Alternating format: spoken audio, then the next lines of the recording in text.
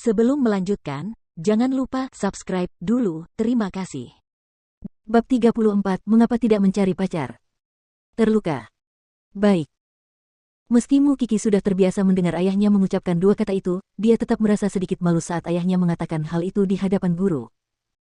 Namun, dia bukan lagi bagian dari keluargamu sekarang.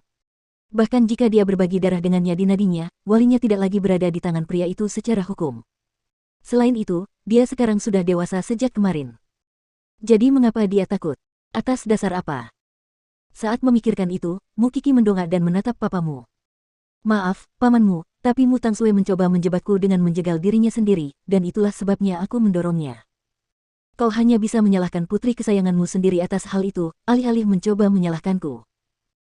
Papamu marah mendengar kata-kata tegas dan baik yang diucapkannya dan hendak menamparnya, namun dihentikan oleh guru kelasnya. Ini sekolah, Tuan. Tidak, guru, izinkan dia. Ada pengawasan di sini, dan aku bisa menyuruhnya bertemu dengan pengacaraku, jawab Mukiki. Papamu menatap Mukiki dengan tak percaya. Ia tidak menyangka bahwa Mukiki benar-benar menjadi begitu cerdik. Apa yang diajarkan oleh pendukungmu itu? Di mana moralmu? Sekalipun aku tidak bermoral, aku masih lebih baik daripada mereka yang memperlakukan manusia seperti ternak, jawab Mukiki dengan tenang. Anda. Guru kelas berdiri di depan papamu ketika dia melihat bahwa papamu mulai gelisah lagi. Tolong tetap tenang, Pak. Ini tempat untuk belajar. Jangan hentikan aku mengajari binatang kecil itu, Nona. Dia diusir karena dia membunuh neneknya sendiri. Kupikir itu sudah berakhir karena skandal keluarga tidak boleh bocor, tetapi aku tidak pernah menyangka dia akan menjadi lebih buruk dan menyakiti saudara perempuannya. Guru kelas itu berbalik kaget ke arah Mukiki. Sudah kubilang, Mu Tangsue lah yang memberi nenek obat yang salah. Kata Mukiki, bersikeras sekaligus sedikit tidak berdaya. Apakah kamu masih mencoba berbohong tentang itu? Tangsue selalu peduli dan menghormati nenek. Maaf, tapi itu bukan bukti. Mukiki membalas dengan tegas.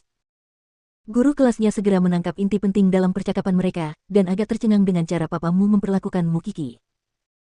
Kamu benar-benar punya muka untuk mengatakan itu. Berapa banyak masalah yang telah kamu ciptakan untuk keluargamu sejak kamu masih kecil? Haruskah aku mengingatkanmu dari awal sampai akhir secara terperinci? Mukiki menggigit bibirnya.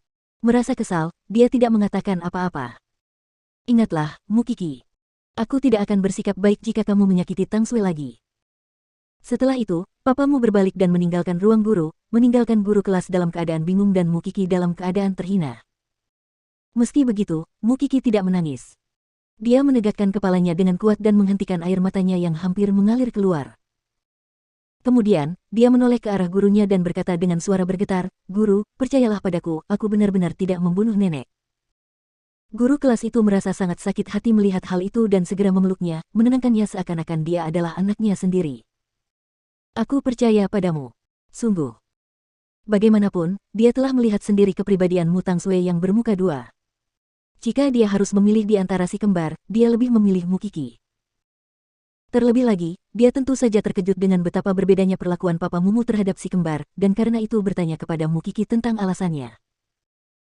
Mukiki segera mengungkapkan kesedihan yang dideritanya selama bertahun-tahun seolah-olah dia telah menemukan ibu kedua, termasuk diusir dan dijual oleh pamannya sendiri.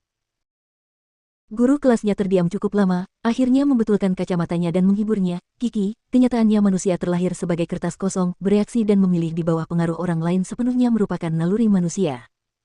Itulah sebabnya tidak ada satu orang pun yang terlahir baik, kita dibentuk oleh lingkungan dan moral yang dipelajari. Lalu ada orang-orang yang terlahir sebagai ratu drama yang memiliki kepribadian palsu yang sangat mengesankan. Bahkan, beberapa orang terlahir dengan bakat menjadi orang yang buruk. Apakah tidak ada berita seperti itu? Anak-anak yang baru berusia beberapa tahun mencekik bayi tetangga atau menelantarkan anak ibu tiri di jalanan, itu semua benar. Bukan hal yang aneh jika Anda memiliki saudara perempuan seperti itu. Anak kembar seringkali bersaing untuk mendapatkan kasih sayang bahkan sebelum mereka lahir. Itulah sebabnya kamu harus menghadapinya. Kamu tidak salah, mengerti? Mukiki mengangguk. Tidak ada yang bisa diharapkan dari keluargamu, karena keluarga kaya hanya mementingkan keuntungan. Kamu sudah dewasa sekarang, jadi yang bisa kukatakan adalah kamu telah menemukan penyokong yang hebat dan kamu sendiri juga hebat. Tegakkan kepalamu mulai sekarang, karena semuanya baik-baik saja. Oke. Sebenarnya Mukiki mengerti semua alasan itu. Yang dia harapkan hanyalah gurunya juga mempercayainya. Tenang saja dan kembali ke kelas. Aku akan menjaga rahasiamu. Mu Kiki mengangguk dan membungkuk dalam-dalam kepada gurunya sebagai tanda terima kasih. Pada hari inilah dia benar-benar menyerah terhadap keluargamu, memutuskan tidak akan menyerah sedikit pun mulai sekarang. Hari-hari di mana papamu memarahi dan memukulnya sepuasnya sudah berakhir. Ketika dia sampai di kelasnya, Qian segera menghampirinya dan bertanya, apakah guru memarahi kamu? Tidak. Mu Kiki menggelengkan kepalanya. Dia baik padaku. Yah, aku khawatir karena kamu pergi begitu lama. Mu Kiki tidak lagi mengharapkan Mu Tangsue berubah karena dia sama sekali tidak memiliki hati nurani. Ia juga menganggap orang tuanya telah tiada sebagaimana gurunya katakan, dan bahwa ia terlahir dari batu. Dan itu sudah cukup. Ketika tiba di rumah pada malam hari, Mu Kiki memberitahu Su Zipei tentang kunjungan papamu di sekolah, membuatnya hampir menangis. Aku belum pernah melihat binatang seperti ayahmu. Bibi Zipei. Su Zipei menarik napas dalam-dalam sebelum melambaikan tangan padanya. Kau hidup dengan baik sekarang. Anggap saja mereka sudah mati. Mu Kiki mengangguk sambil membantu Su Zipei menyiapkan makan malam. Namun, saat mereka hendak makan, Seng Xiao melangkah ke ruang tamu dan duduk di meja makan. Wajah Mu Kiki langsung memerah saat melihatnya. Dia ingat berpegangan tangan tadi malam, dan kehangatannya masih terasa. Hari ini Natal, Tuan Muda Seng. Bukankah seharusnya Anda bermain dengan teman-teman Anda? Tanya Su Zipei sambil mengeluarkan sepasang sumpit lagi.